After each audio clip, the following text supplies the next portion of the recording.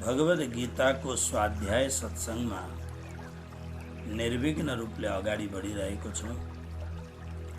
क्षेत्र क्षेत्रज्ञ विभाग योग नामक यो जुन 13औं अध्याय छ, यसमा हामी अगाडि बढिरहेको छौँ। 23वां श्लोक पूरा भयो र अब 24 श्लोकमा हामी प्रवेश गर्दैछौँ। आउनुहोस् भावपूर्वक पाठ गरौँ 24 श्लोकलाई। पहिलो श्लोक पाठ गरौँ। ध्यानेनात्मनि पश्यन्ति केचिदात्मानमात्मना अन्ये सांख्येन योगेन कर्मयोगेन चापरे। पदच्छेद। ध्यानेन आत्मनि पश्यन्ति केचित् आत्मनम् आत्मना अन्ये सांख्येन योगेन कर्मयोगेन च अपरे। हेर्नुहोस्, हामीले पहिलेको श्लोकमा संसार सागरबाट मुक्त कसरी हुन्छन् 23वां श्लोकलाई एकपल्ट राम्ररी हेरेर हिजोको जुन श्लोक छ त्यसलाई एकपल्ट हेरौँ। य एनं वेत्ति पुरुषं प्रकृतिं च गुणैः सह सर्वथा वर्तमानोऽपि न स भूयोऽभिजायते। बड़ो सुंदर श्लोक कि इस प्रकारले पुरुष यानी जीवात्मा अनि गुण सहित को प्रकृतिलाई, जो जीवात्मा छ त्यसलाई अनि गुणले सहित भएकी प्रकृतिलाई, जसले अलग अलग रूपले जान्दछ। प्रकृतिम यह वेत्ति, जुन मनुष्यले अलग अलग रूपले जान्दछ कि जीवात्मा अलग हो र गुण सहित की प्रकृति अलग हुन् भनेर जसले जान्छ, स सर्वथा वर्तमान, त्यो व्यक्ति त्यो मनुष्य सबै प्रकारले संसारमा विचरण गर्दा गर्दै पनि, यानी संसारका सम्पूर्ण व्यवहारहरूलाई निर्वहन गर्दै गर्दा पनि, किनभने भगवद गीता मध्यमार्गीय हो। भगवद गीतामा अति छैन, न उताको अति न यताको अति। त्यसकारणले भगवद गीताको मूल उद्देश्य यो हो कि संसारमा रहँदा रहँदै, संसारको व्यवहार गर्दा गर्दै हाम्रो जीवनमा सन्यास कसरी आउँछ, हामी कसरी परम भक्त बनिन सक्दछौँ। संसारको व्यवहारबाट भागेर होइन, तर संसारको व्यवहारलाई राम्ररी निर्वहन गर्दा गर्दै पनि ती हिमालयका उत्तुङ्ग शिखरहरूमा गएर तपस्या गर्ने ऋषिहरू, गुफा गिरी गुहरहरूमा तपस्या गर्ने ऋषिहरूले जुन परम गतिलाई प्राप्त गर्दछन्, त्यही गति संसारका सम्पूर्ण कार्यहरूलाई निर्वहन गर्दा गर्दै पनि त्यसले प्राप्त गर्न सक्दछ, यदि उसले टेक्निक जान्यो भने, उसले यसलाई उपयोग गर्न जान्यो भने। त्यसकारणले यो जुन शब्द छ, बडा सुन्दर शब्द छ, स सर्वथा वर्तमान। स भनेको त्यो मनुष्य, कुन मनुष्य? जसले जीवात्मालाई अलग जाने। के अलग जाने त? अलग जाने भन्नुको अर्थ के हो भन्दा यो जीवात्मा सच्चिदानंद घन परब्रह्म परमात्मा को सदंश हो। यानी जीवात्मा को संबंध परमात्मासँग छ। जस्तो हाम्रो शरीरमा हाम्रो शरीरमा जुन स्थूल हामी देख्दछौँ यसको सम्बन्ध पृथ्वी तत्त्वसँग छ। यो जुन छाला भयो, हड्डी भयो, स्थूलता, कृशता जे पनि छ यसको सम्बन्ध पृथ्वी तत्त्वसँग छ। त्यसरी नै शरीरमा जुन बग्दछ, जस्तो खुन आदि, पानी आदि बग्दछ, त्यसको सम्बन्ध जल तत्त्वसँग छ। हाम्रो भित्र जुन स्पेस छ, खाली जग्गा छ, त्यसको सम्बन्ध आकाश तत्त्वसँग छ। हाम्रो भित्र मुख्य जुन पञ्च प्राणहरू छन्, प्राण, अपान, समान, उदान, व्यान, यी पञ्च प्राणहरूले संसार पुरा शरीरलाई जीवन्त बनाएर राख्दछन्, हो कि हैन? र ती पञ्च प्राणहरूको सम्बन्ध मरुद गणहरूसँग छ। आकाश, वायु, अग्नि। हाम्रो शरीरमा जुन तातोपन छ, हाम्रो शरीरमा तातोपन नहुनु भने त मान्छे मरिहाल्छ। सो छुँदाखेरि चिसो रहेछ, चटपटाएको छैन, केही पनि हल्लिँदैन, आँखा पनि खुलै छ, मुख पनि बाहिर आछ, एकदम शरीर चल्दैन, शरीर छाम्दाखेरि चिसो रहेछ, झसङ्ग हुन्छ नि मान्छे, शरीर चिसो भयो। त्यस कारणले शरीरको व्यवस्था हेर्नुहोस्, निरन्तर शरीर गरम भइरहन्छ।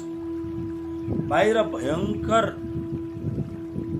हिउँ परेको छ भने पनि हाम्रो शरीर राम्ररी एक प्रकारको गर्मी प्राप्त भइरहेको हुन्छ। गर्मी अलिकति धेर बढ्यो भने टेम्परेचर हाई भयो, ज्वरो आउन आँट्यो, यानि शरीरले केही भन्दैछ, केही टक्सिनहरू, केही चिजहरू गडबड हुँदैछ। शरीर तापक्रमभन्दा कम भयो भने शरीरभित्र केही कमी भएको छ, जसलाई अब के गरेर हो त्यसलाई ठिक गर्नुपर्छ भन्ने कुरो हुन्छ। त्यसकारणले यो शरीर यो ढङ्गको हुन्छ, नभए शरीरको तापक्रम त्यो अग्नि तत्त्वसँग सम्बन्ध छ। त्यसरी नै जीवात्मालाई अलग जान्नु भन्नुको अर्थ यो आत्मा को हो त भन्दा यो आत्मा परमात्माको अंश हो। आत्म सहुनी एकज दिसे जुजबिते दिसे दिया। आत्मा त एउटा परमात्माको अंश हो, यानी यो आत्मा मायाको अंश होइन, मायासँग यसको सम्बन्ध छैन।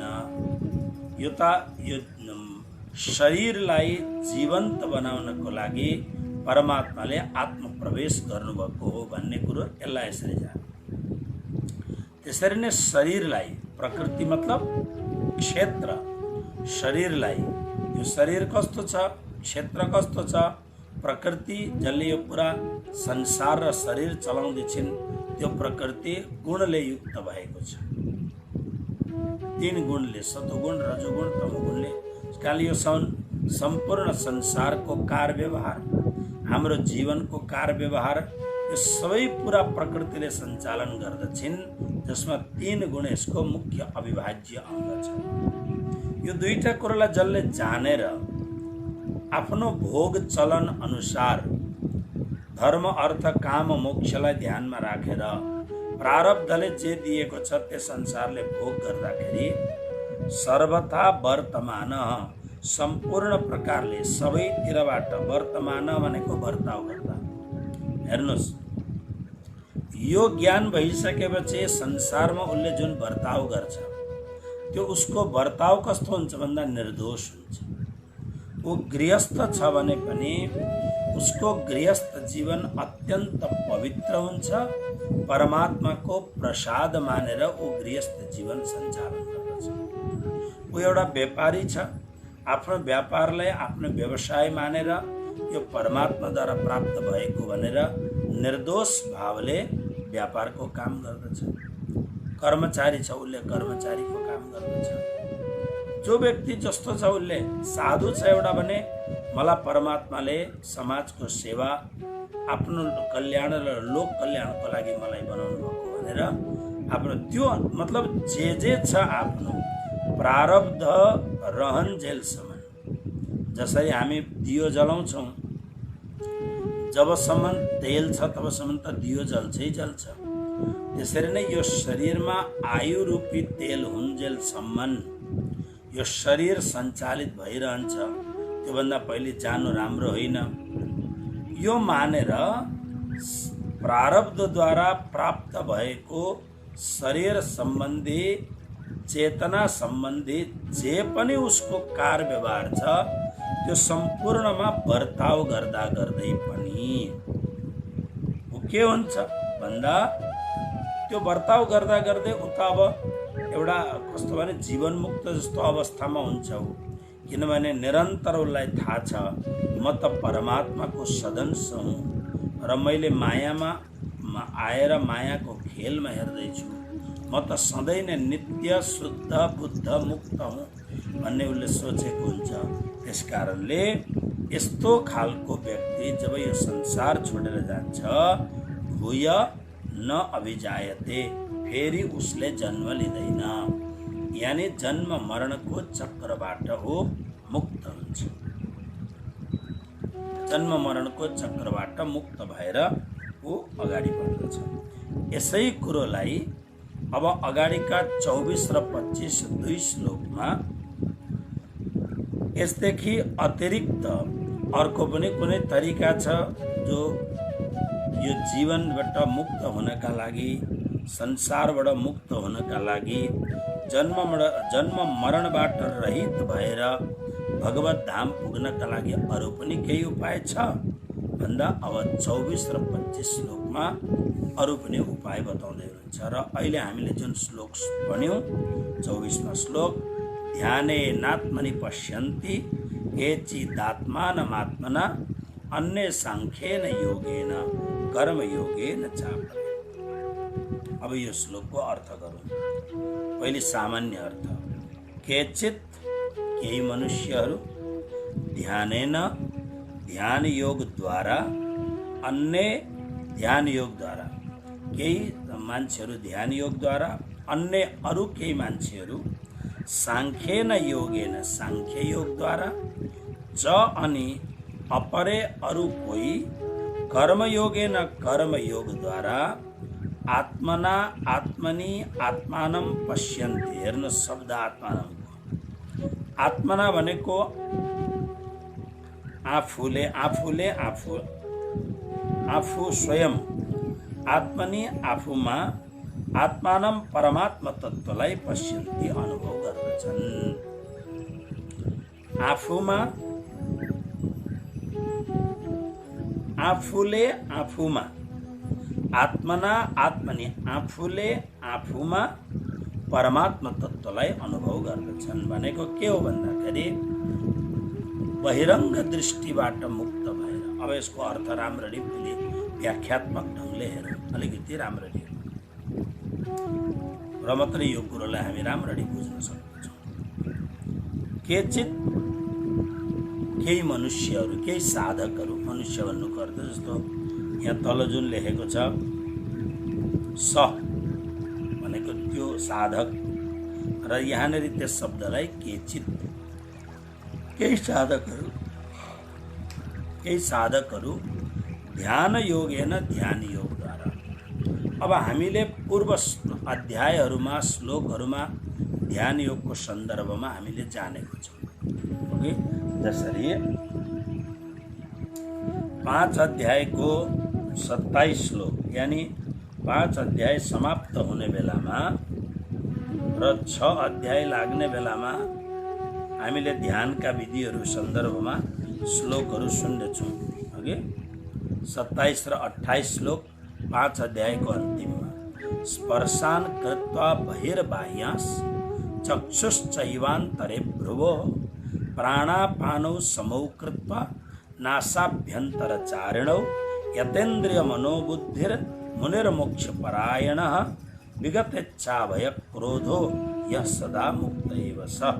यो दुईटा श्लोकमा हामीले बाहरका विषय भोगलाई बाहिर नै छोडेर आँखालाई, नेत्रलाई भ्रूमध्यमा एकदम टिकाएर राखेर अनि नाकमा विचरण गर्ने जुन प्राणवायु र अपान वायुलाई बराबर राखेर, जसले आफ्नो इन्द्रिय मन बुद्धिलाई जितेको छ, यस्ता खालको मोक्षपरायण मुनिले इच्छा भय क्रोधबाट रहित भएर उनले ध्यान गर्दछ, त्यो सधैँ मुक्त नै रहन्छ। भन्न हामीले 5वां अध्यायमा ध्यान योगको विषयमा सुनेको छौँ। अब 6 अध्यायको 10 श्लोकबाट प्रारम्भ गरेर यी सबै कुरा पहिले भइसकेका छन्। 10 श्लोकबाट प्रारम्भ गर्यो 6 अध्यायको। योगी युञ्जीत सतत मात्मानं रहस्य स्थितः एकाकीयत चित्तात्मा निराशीर परिग्रह। त्यहाँदेखि लिएर 28 श्लोकसम्म यी सबै ध्यान योग सम्बन्धीका श्लोकहरू छन्। 28वां श्लोक हो युञ्जन्नेवं सदात्मानं योगी विगत कल्मषः सुखेन ब्रह्म संस्पर्श मत्यन्तं सुखमश्नुते। यस प्रकारले सधैँ नै आफ्नो आत्मालाई परमात्मामा लगाइरहेको पाप रहित योगी सुखपूर्वक ब्रह्मलाई प्राप्ति गर्ने ब्रह्म संयोग रूप परम सुखलाई प्राप्त गर्दछ। ब्रह्म संस्पर्शम सुखम अश्नुते भनेर 28 श्लोकसम्म हामीले ध्यान योगको विषयमा राम्ररी पढेको छौँ। त्यसरी नै 8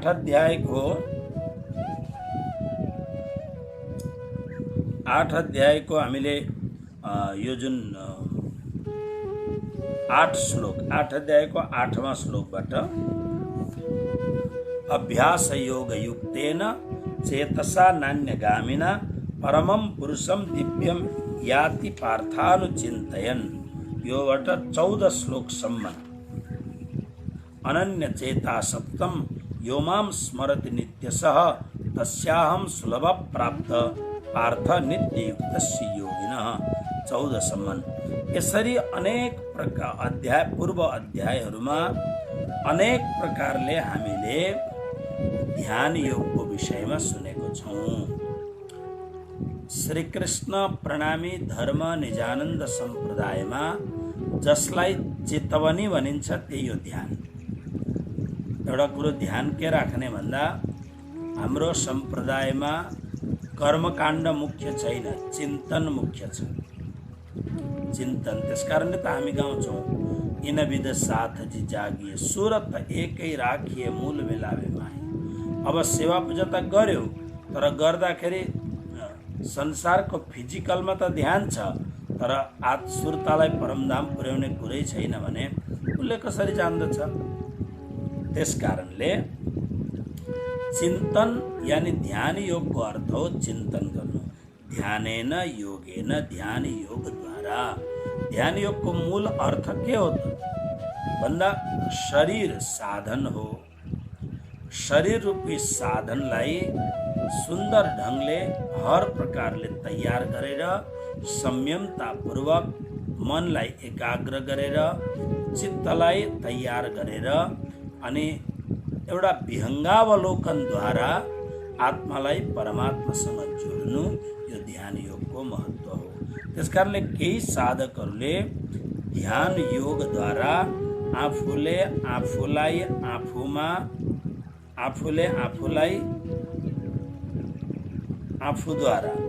आफूमा परमात्मा तत्त्वलाई उसले देख्दछ ध्यान योगद्वारा। अब सबै ध्यान योगमा सम्मिलित हुन सक्दैनन्। त्यसकारणले अर्को एउटा श्लोक भगवानले कुरो भन्नुभयो सांख्य योगद्वारा।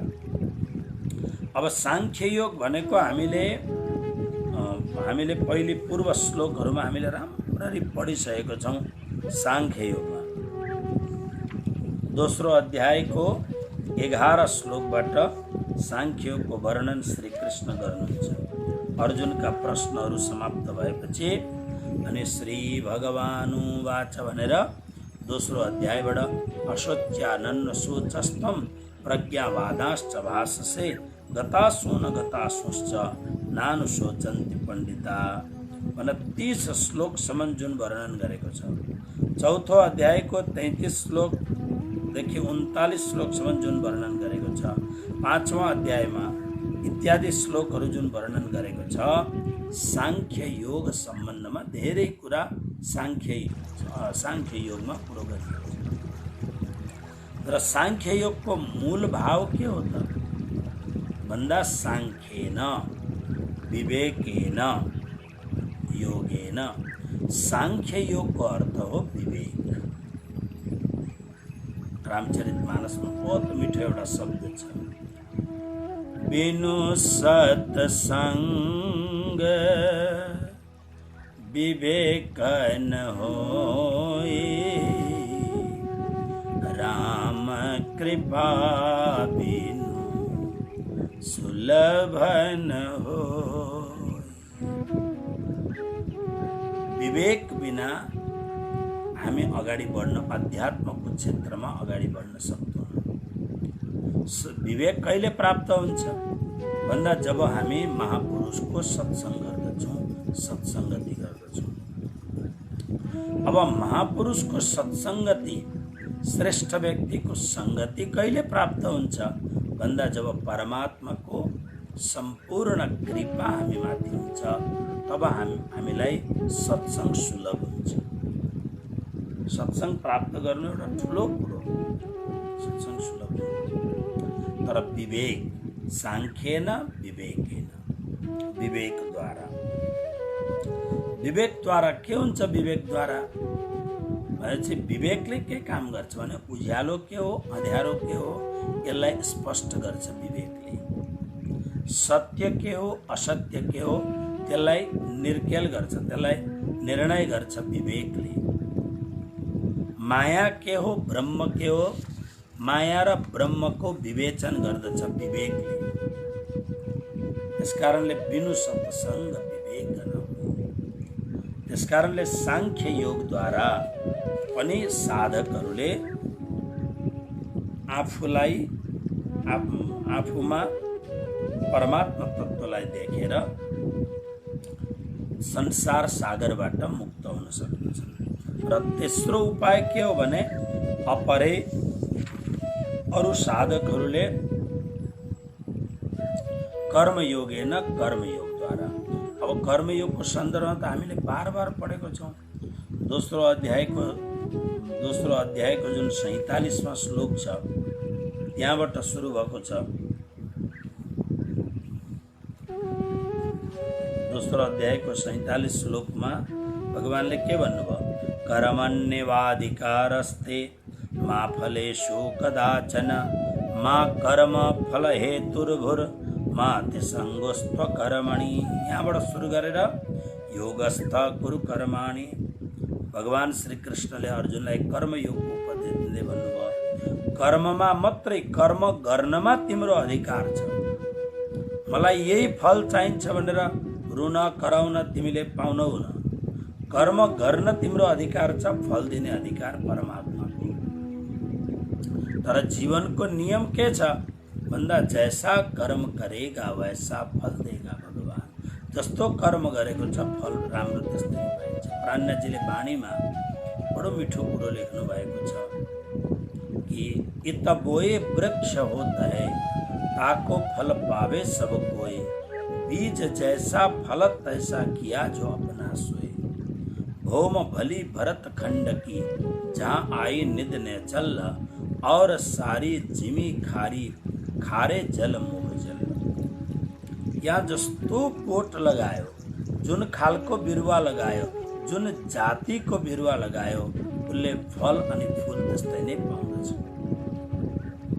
र भगवान कृष्णले दोस्रो अध्यायको 47 श्लोकमा स्पष्ट भन्नुभयो, कर्म गर्ने तिमीलाई अधिकार छ, तिमी कर्म गर। कसरी कर्म गर भन्दा सङ्गलाई त्याग गरेर कर्म गर। पछि 48 श्लोकमा योगस्थ कुरु कर्माणि, अर्जुन योगमा स्थित रहेर कर्म गर भन्नुको अर्थ सम्पूर्ण विवेकद्वारा अनुप्राणित भएर कर्म गर। त्यसो भएपछि के हुन्छ? सिद्ध सिद्धियो समोभूत्वा, सिद्धिमा र असिद्धिमा तिमी सम रहनेछौ। यसरी भगवान श्री कृष्णले बडो ध्यानपूर्वक कर्मयोगको, भगवान श्री कृष्णले कर्मयोगको विषयमा त बहुत राम्ररी सम्झाउनु भएको छ कर्मयोगको विषयमा। अनि प्रत्येक अध्यायमा काहीँ न काहीँ कर्मयोगको सन्दर्भ छ। जस्तो तेस्रो अध्यायमा पनि यस्मिन्द्रियाणि मनसा नियम्य रभतेर्जुन, कर्मेन्द्रियै कर्मयोगः मसक्तः स विशिष्यते। जो मनुष्य मनले इन्द्रियहरूलाई वशमा गरेर आसक्ति रहित भएर निष्काम भावले कर्मेन्द्रियहरूद्वारा कर्मयोगलाई आरम्भ गर्दछ त्यो श्रेष्ठ। त्यसकारणले नियतम कुरु कर्मत्वम कर्म ज्यायो ह्यकर्मण शरीर यात्रा पिचते न प्रसिद्धेद कर्मण। यसरी भगवान श्री कृष्णले अर्जुनलाई कर्म हर प्रत्येक अध्यायमा कर्मयोगको सन्दर्भमा भगवान श्री कृष्णले अर्जुनलाई भन्नुभएको छ। चौथो अध्यायमा हेर्नुहोस्, चौथो अध्यायमा पनि भगवानले भन्नुभयो किम कर्म किम कर्मेति कवयोप्यत्र मोहिता तत्ते कर्म प्रवेक्ष्यामि यज्ञात्वा मोक्षसे शुभात्। कर्म के हो, अकर्म के हो, विकर्म के हो, यस सन्दर्भ बडा बडा कविहरू, ज्ञानीहरू, ऋषिहरू पनि मोहित हुन्छन्। तत्कर्म त्यो कर्म तत्त्वलाई म तिमीलाई राम्ररी भन्नेछु, जसलाई जानेर अशुभ संसारबाट तिमी मुक्त भएर शुभमा प्रवेश गर्दछौ इत्यादि कुराहरू भगवानले गर्नुभएको छ। त्यसकारणले यसरी अपरे भनेको अरू केही साधकहरू कर्मयोगेन कर्मयोगद्वारा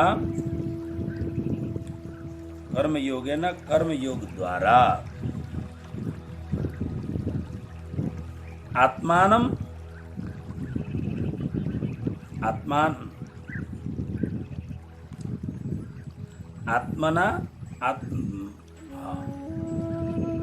कर्मयोग द्वारा आफूमा प्रवेश गरेर, अनि यहाँ तीनवटा आत्मशब्द छन्। के आत्मशब्द हो त भन्दा हेर्नुहोस् राम्ररी, जुन आत्मानम ध्यानेन आत्मनि पश्यन्ते केचित् आत्मानम आत्मना। आत्मानम भनेको परमात्मालाई अनि आत्मना भनेको आफूले, यानी आफू स्वयंले, साधकले। अनि फेरि कसरी भन्दाखेरि आत्मना भनेको शुद्ध बुद्धि युक्त भएर, आत्मना अक्षरातीत अर्थबोधिनी टीकामा आत्मना शब्दको व्याख्या गरिएको छ शुद्ध बुद्धि युक्त भएर, यानी शुद्ध बुद्धि, शुद्ध मन, शुद्ध चेतनाद्वारा आफ्नो हृदयमा परमात्मा तत्त्वलाई उसले देख्न सक्दछ।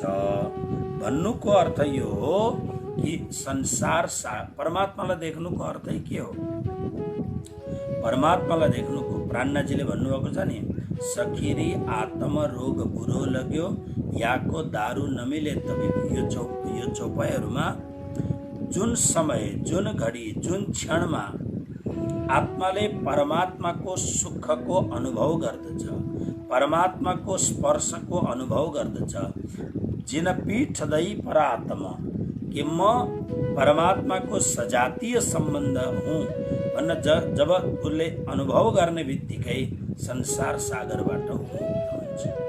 गोपदवच्छ संसार, गाईको सानो बाच्छाले टेकेको खुरद्वारा खड्डामा पानी, अलिकति पानी भर्दा नाग्न जसरी असम्भव हुँदैन, तुरन्तै नागिन्छ, थाहै पनि हुँदैन, त्यसरी नै भवसागर, यो भवसागर सब सुख गयो है, फिकर नहीं मोहे तरनन की, मोहे लागी लगन गुरु चरणन की। मेरा बंद छे भवसागर सब सुख गयो, परमात्मा को अनुभव भयो, साक्षात्कार भयो, यसको मतलब संसार उसबाट अब विरक्त भयो। संसारका सबै कार्य विधिपूर्वक गर्दा गर्दै पनि ऊ संसारबाट जीवन मुक्त हुन्छ। बस यही भन्न खोजेको कि परमात्माको अनुभव गर्दछ, यानी अनन्त अनन्त समयसम्म बाँधिरहने यो जुन मायाको बन्धन हो, यसबाट मुक्त हुन्छ। अर्को एउटा साधन हेर्नुहोस्, अर्को एउटा साधन के छ? पहिले श्लोक भनौँ, 25 श्लोक नम्बर 25। अन्यत्वेवमजानन्त श्रुत्वान्येभ्य उपासते तेऽपि चातितरन्तेव मृत्युं श्रुतिपरायणाः। पदच्छेद। अन्ये तु एवं अजानन्तः श्रुत्वा अन्येभ्य उपासते ते अपि च अतितरन्ति एव मृत्युम श्रुतिपरायणाः। यो बडा सुन्दर, हामीलाई एकदम ठेक लाग्ने यो श्लोक छ। यसलाई ध्यानपूर्वक सुन्नुहोस्। पहिले सामान्य अर्थ गरौँ। अन्य, अब हेर्नुहोस् 24 श्लोकमा केचित, अन्य, अपरे यस्ता शब्दहरू आए। त्यसरी नै यसमा अन्य, अन्य भनेको अरू केही मनुष्यहरू, अरू केही साधकहरू। एवं यस प्रकारले, अन्य तु एवं, ती छ नजिकै। एवं यस प्रकारले अजानन्त, यी पूर्व बताइएका कुराहरूलाई नजान्नाले, त्यसमा प्रवेश नहुनाले, तु तर अन्यभ्य अरूहरूद्वारा श्रुत्वा सुनेर एव नै उपासते उपासना गर्दछ। च अनि ते त्यो व्यक्ति पनि श्रुतिपरायण सुनेर आचरणमा ल्याउने त्यो मनुष्य पनि अपि पनि मृत्युम अतितरन्ति, मृत्युबाट पार पाउँदछ। अब हेर्नुहोस्, यसको पुरा सुन्दर मस्त श्लोक छ, ध्यान दिनुहोस्। अन्य भनेको अरू केही साधकहरू, मतलब जसले ध्यान योग गर्न सक्दैन, सांख्य योगमा आचरण गर्न सक्दैन, कर्म योगको पनि अनुष्ठान गर्न सक्दैन, यस्ता अन्य, तीदेखि अतिरिक्त अरू केही। कस्ता भन्दा एवं को अर्थ यो हो, यस प्रकारले। कस प्रकारले? ध्यान योग, सांख्य योग, कर्म योग आदि साधनालाई अजानन्त नजान्नाले। ध्यान योग भनेको त एकदमै ठुलो कुरो, त्यसमा प्रवेश हुनु बडो गाह्रो छ।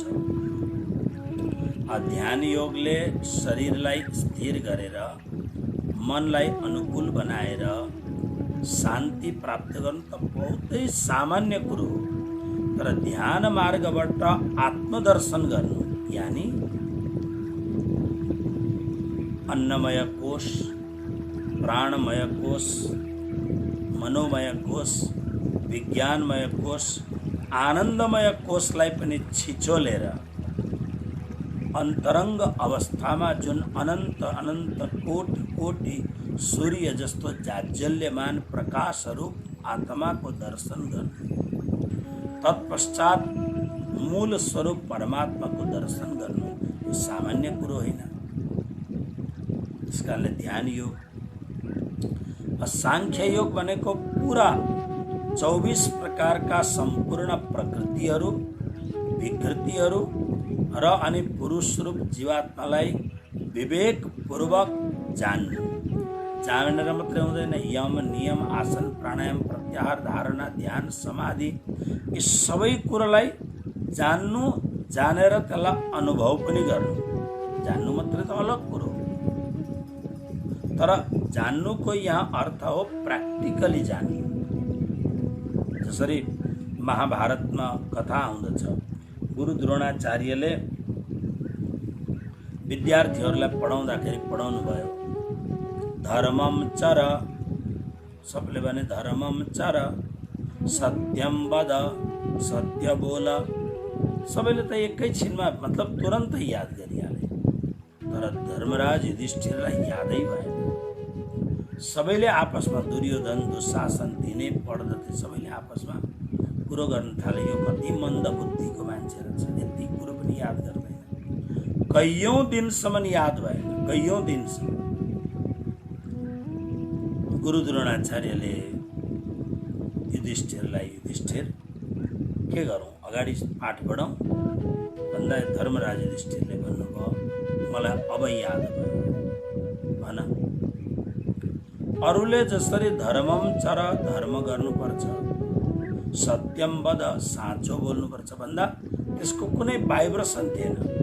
तर जब धर्मराज युधिष्ठिरले सत्यम वद धर्मम चर भने आकाशबाट स्वर्गबाट पुष्पको वर्षा भयो, चारैतिरबाट अनहदको नाद बज्न थाल्यो, जय जयकार भयो। त्यतिखेर गुरु द्रोणाचार्यलाई, गुरु कृपाचार्यलाई लाग्यो यस्तो महापुरुषको, यस्तो महान व्यक्तित्वको गुरु बनिएर उसलाई आत्मज्ञानमा सहयोग गर्नु हामी कृतकृत्य भयौँ, धन्यवाद। किनभने युधिष्ठिरले विचार गरे यो शब्द मैले जीवनभरिका लागि याद गर्नु छ। सत्यम वद, मैले जीवनमा फेरि कहिले असत्य बोल्नु छ। धर्मम चर, धर्मकै मात्रै आचरण गर्ने, जस्तै कि अतिरिक्त समय संयोगको हिसाबले प्राण राख्नका लागि, प्राण बचाउनका लागि असत्य बोल्नु पर्यो, अधर्मको आश्रय लिनु पर्यो भने पनि प्राय मान्छे त्यसमा यो धर्मकै कुरो भनेर लाग्दछन्। तर धर्मराज युधिष्ठिरले पुरा प्र्याक्टिस गरेर हेर्नुभयो कि नै, जीवन रहेन भने बरु नरहोस्, तर धर्मको पालनमा जीवन गरिरहन्छ। त्यसकारणले युधिष्ठिरको एउटा नाम भयो धर्मराज युधिष्ठिर।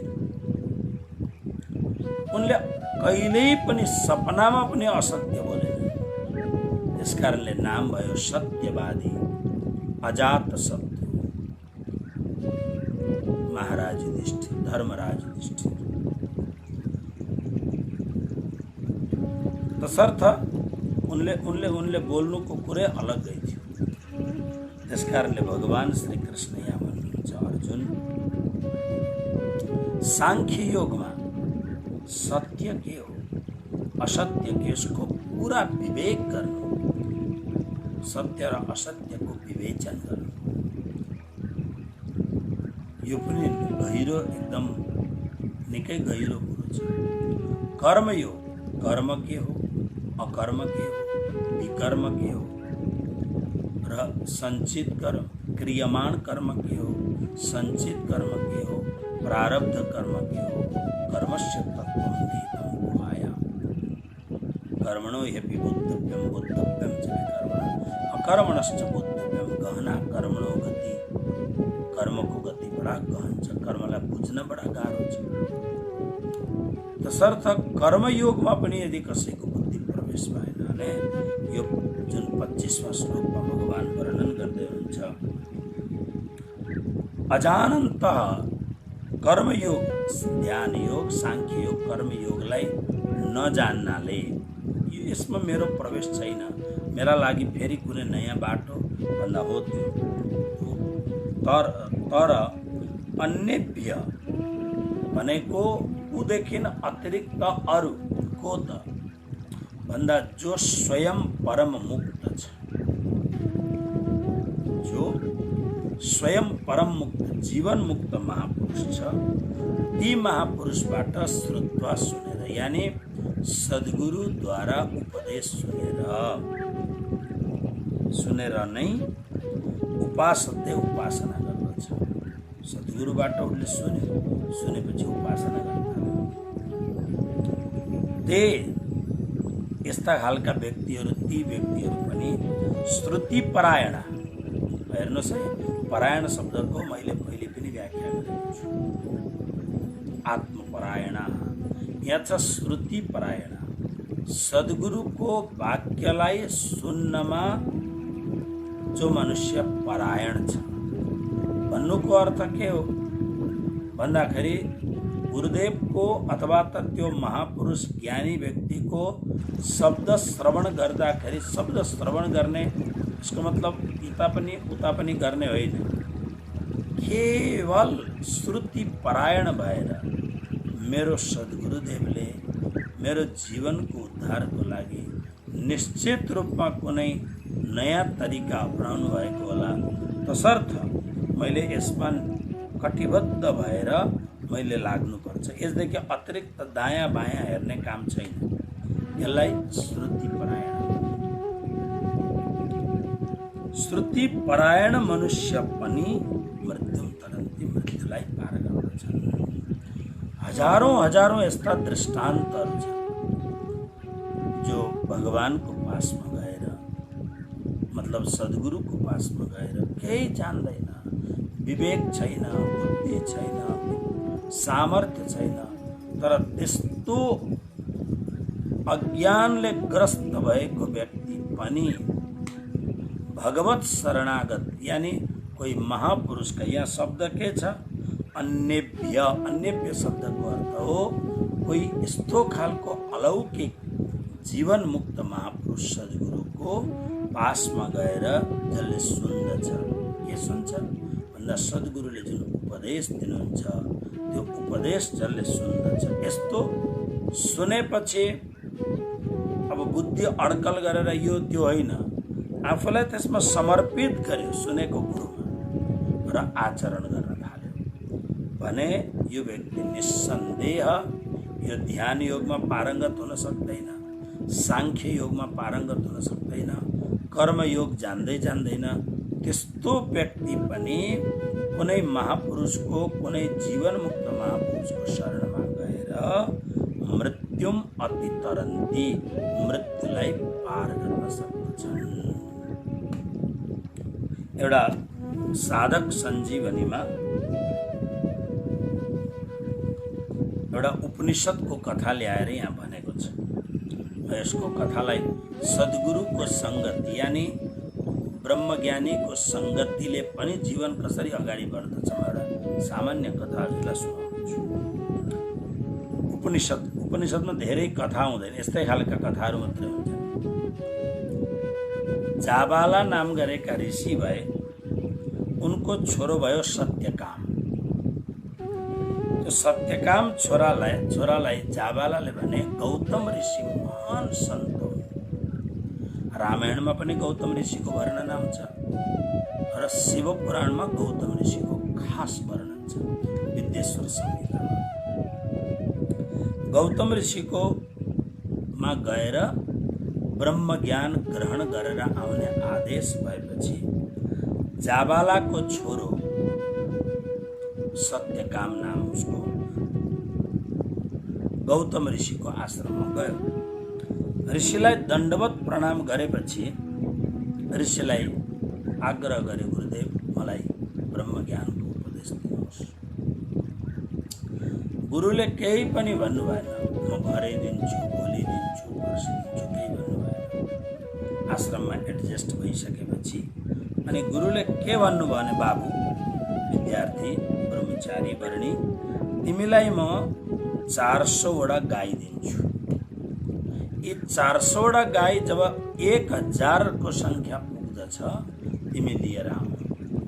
यसको मतलब त्यसको पछि उपदेश दिन्छु भन्न खोजेको त्यो हो। र 4वटा गाई पनि कस्ता भन्दा अत्यन्त निर्बल, दुब्ला पातला, खाने नदिएका जस्ता 4वटा गाई दिएर पठाए। त्यसमा एउटा साँड पनि छ। अब सत्यकाम हुन्छ गुरुदेव भनेर 1000 को संख्या बनाउने उत्साहपूर्वक मात्र गौतम ऋषि गुरुदेवको आज्ञालाई आफ्नो जीवनको साधना मानेर उता गएपछि धेरै समय बित्यो। 400 गाईहरूबाट त्यसमा एउटा साँड अनि 1000 पुग्न त संख्या समय लाग्यो। धेरै समयपछि संख्या 1000 संख्या पुग्यो। दुब्ला पत्ला मर्न आँटेका गाईहरूलाई पनि घाँस पानी खोले इत्यादि दिएर मजबुत बनायो। जङ्गलमा सत्यकाम 1000 भइसकेपछि त्यो गाईहरूको बिचमा एउटा साँड जुन छ, त्यो साँडले सत्यकामलाई भन्यो, हे ऋषि पुत्र, गाईको संख्या 1000 पुगिसकेको छ, अब जाऊ आश्रममा हामीलाई लिएर जाऊ भनेर सत्यकाम पनि बडा खुसी भए र गन्दाखेरि 1000 पुगिसकेका थिए र अब लिएर हिँड्ने बेलामा त्यो साँडले भन्यो, हेर्नु साँड भनेको धर्म हो। यो धर्मको वर्णनको लागि साँड शब्दको, यानी साँड जुन आज यहाँ छन् यो धर्मकै रूप। अब त्यसकारणले यो साँडले सत्य कामलाई पहिले सत्य कामलाई नै ब्रह्म ज्ञानको उपदेश धर्मले यानि साँडले गरे। ब्रह्मलाई जान्नुपर्ने ज्ञान मध्येको पहिलो चरण, प्रथम पाद भनिन्छ यसलाई, पहिलो चरणको उपदेश त्यो साँडले गर्यो, यानि धर्मले पहिलेको उपदेश गर्यो। धर्ममय जीवन बिताउनुपर्छ। अब गाईहरूलाई लिएर हिँडे। त्यहाँबाट गाईहरूलाई लिएर गुरुकुलतिर आउने बेलामा बाटोमा अग्निदेवसँग भेट भयो। हेर्नुहोस्, अब अग्निदेवलाई सत्यकामले प्रणाम गरे। प्रणाम गरेपछि अग्निदेवले भने, बाबु तिमीलाई म ब्रह्म ज्ञानको उपदेश दिन्छु। सत्यकाम शिष्य भएर बसे र अग्निले त्यो परब्रह्म परमात्मालाई जान्ने पहिलो पाद, पहिलो जुन प्रथम पाद यानि पहिलो चरण त साँड धर्मले उपदेश गरेको थियो। अब अग्निले दोस्रो पाद यानि दोस्रो चरणको उपदेश गरे। फेरि अगाडि जाँदाखेरि एउटा हंस फेला पर्यो, राम्रोभन्दा राम्रो हंस। यो हंस पक्कै पनि कुनै ब्रह्मात्मा हो भनेर सत्यकामले प्रणाम गरेपछि हंसले भन्यो, बस तिमीलाई म ब्रह्म ज्ञानको उपदेश दिन्छु। र त्यो हंसले सत्यकामलाई ब्रह्मलाई जान्नुपर्ने तेस्रो चरणको यानि तृतीय पादको पनि उपदेश दिए। फेरि अगाडि गएपछि एउटा पानीमा हिँड्ने जुन पक्षी हो, जल पक्षी, जसको नाम हो मदगु।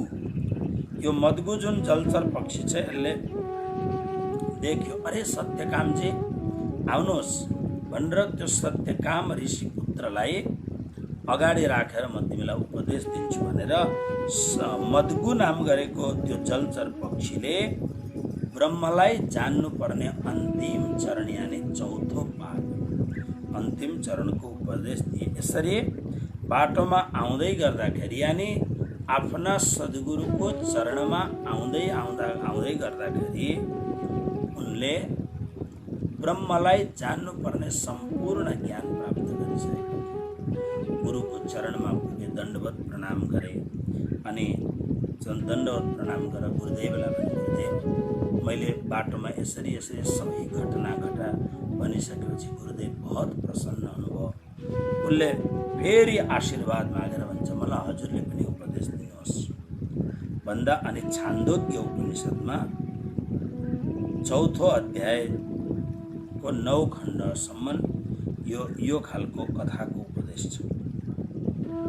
मतलब के हो त भन्दा एउटा महान सद्गुरु, महान ज्ञानी गौतम, बहुत ज्ञानी गौतम जस्ता महापुरुषको आज्ञालाई मान्नाले मात्र गाई चराउन लैजाऊ।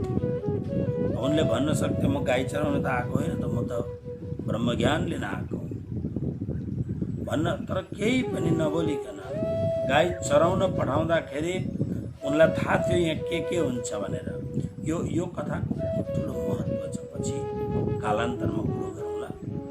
तर केही पनि नबोलिकन आफ्ना आश्रय स्थान अवलम्बन सद्गुरुको आशीर्वाद मानेर 400 गाई, दुब्ला पतला मरण च्यासे गाई लिएर उनी जङ्गलमा गएका थिए। मात्र सद्गुरुको आज्ञा शिरधार्य गर्नाले नै ब्रह्मज्ञानको उपदेश उनले पाए।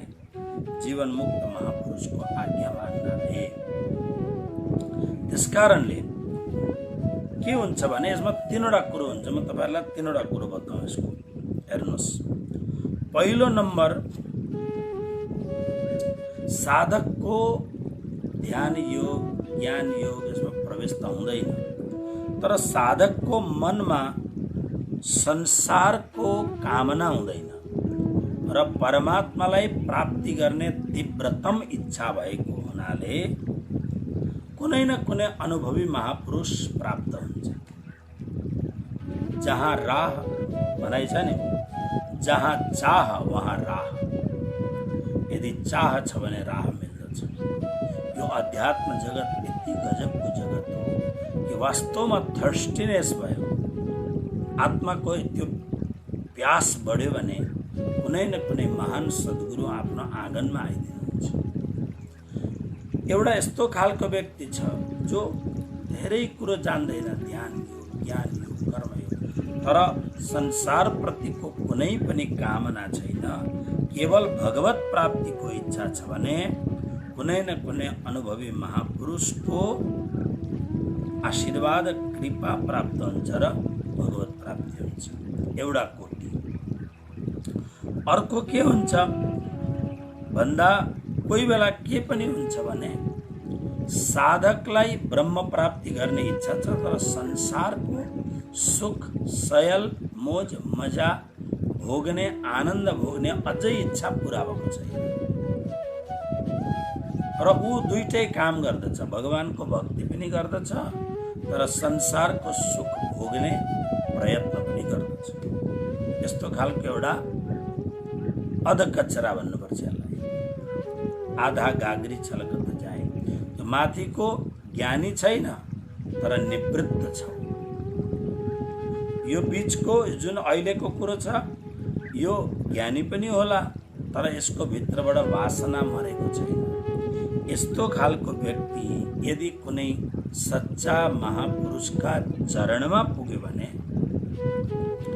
त्यो सच्चा महापुरुषको उपदेश र आशीर्वादले बिस्तारो बिस्तारो बिस्तारो यसको भित्र जो सांसारिक कामनाहरू छ नि, सद्गुरुको आशीर्वाद पनि र उपदेशद्वारा जो बीच जस्तो भोलिदेखि नवरात्रि प्रारम्भ हुँदैछ, अनुष्ठान बाबु तिमीले यो अनुष्ठान गर, यो अनुष्ठान गरेपछि मात्रै तिम्रो हृदयमा भएको यो विकार नष्ट हुन सक्छ।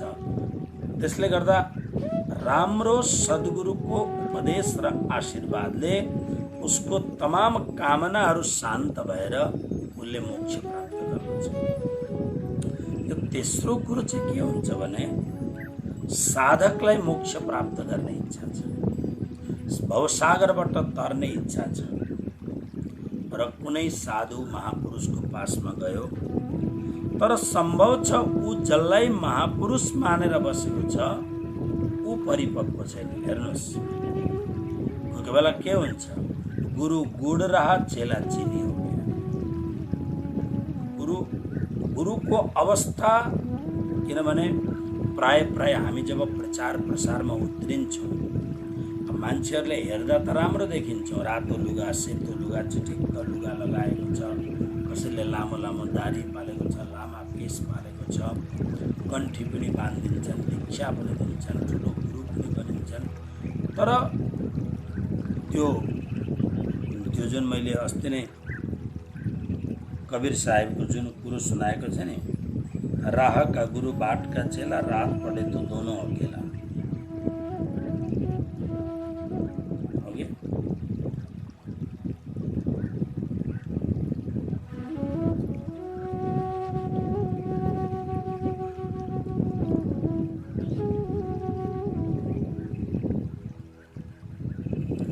र हो यो प्रकारले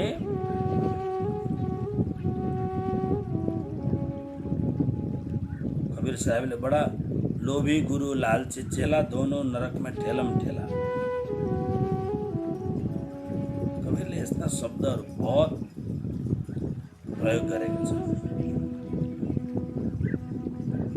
गुरु लोभी शिष्य लालची, दोनों खेले दांव, दो बूढ़े बापुरे चढी पत्थर की नाव, दोनों डुबे। तर यहाँ जुन कुरो बताउन चाहेको छ त्यो के छ भन्दाखेरि शिष्यलाई वास्तवमा भगवत प्राप्तिको इच्छा छ। शिष्य वास्तवमा परमात्माको चरण शरणको आश्रय लिन चाहन्छ, भवसागरबाट पार जान चाहन्छ। तर जसलाई उसले गुरु बनायो, गुरु अधकचरा छ। यसको हालत के हुन्छ भन्दा साधकहरूले बहुत मिठो गुरु लिएको छ। अब गुरुको पासमा आएपछि गुरुले त बताउँछन् तिमी जाप गर, भजन गर, भक्ति गर, यो त्यो धेरै कुरो बताउँछन्।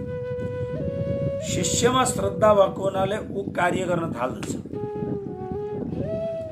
कार्य गर्न थालेपछि अब हेर्नुहोस्, गुरु त गाइड हो, मार्गदर्शक हो, ध्यान त परमात्माको। त्यसकारणले यो कलियुगमा यस्ता धेरै गुरुहरू छन् जसले परमात्माबाट छुटाएर आफूतिर लगाउँछ, मनै ब्रह्म हो। त्यस कारणले धेरै मन्दिरहरू हेर्नुहोस्, विशाल करोडौँ करोडौँ रुपियाँका मन्दिर बनाएका हुन्छन्, तर त्यो मन्दिरको गर्भगृहमा सच्चिदानन्द घन भगवान हुनुहुन्छ। त्यहाँ उनीहरूकै कोही न कोही गुरुको मूर्ति अथवा फोटो हुन्छ। तर प्राय गुरुले, अब चेलो आयो, धनी चेलो छ, राम्रो चेलो छ, आयो, उपदेश त ब्रह्मज्ञानकै गर्छन्, जो वास्तवमा भागवत गीता इत्यादिको जानकार गुरु छन्। आफ्नो अवस्था परिपक्व छैन, तर उपदेश भगवानतिर लगाउने गर्छन्। अब उसले त सुरु गरे भगवानतिर लाग्ने, किनभने उसको प्रीति साँचो छ। अब यहाँ के हुन्छ भन्दा, भगवानलाई त थाहा छ नि यो साधक मेरो पासमा आयो, मेरो पासमा आउने कारण त्यो गुरु हो, तर ऊ गुरु चाहिँ परिपक्व छैन, तर यो त मेरो पासमा आएको, त्यस कारणले भगवानले यो साधकमाथि विशेष कृपा गरेर यसको उद्धार गर्नुहुन्छ। धेरै कथाहरू यस्ता छन्। साधक अत्यन्त भोला भाला साधक भएको हुनाले उनीहरूले भगवत प्राप्ति गरे। गुरु छक्क पर्छन्, यो के भयो?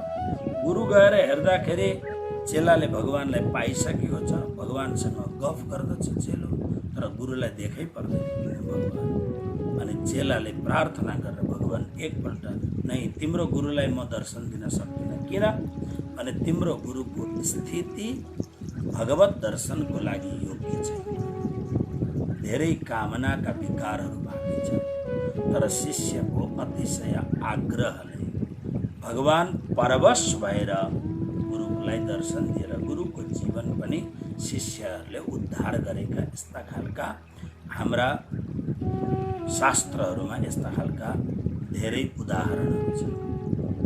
तसर्थ यो श्लोकको मूल भाव यो, जसले ध्यान योग जान्दैन, ज्ञान योग जान्दैन, सांख्य योग, कर्म योग जान्दैन, कुनै महापुरुषको आश्रय लिएर भवसागरबाट पार तर्छ। र यसरी यो हामीले 25वां श्लोकलाई यसरी विदाई गर्दछौँ। यिनै भावनाको साथमा सबैलाई कोटि कोटि प्रणाम।